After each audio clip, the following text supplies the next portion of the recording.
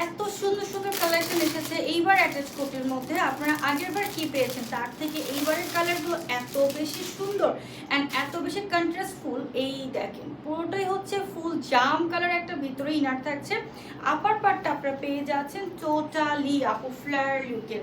ড্রেসটা এত বেশি স্মুথ থাকবে, এত বেশি সফট থাকবে। ব্যাক সাইডে কুচি পাচ্ছেন সেম অ্যাজ আপু, ফ্রন্ট সাইডেও কুচি পাচ্ছেন।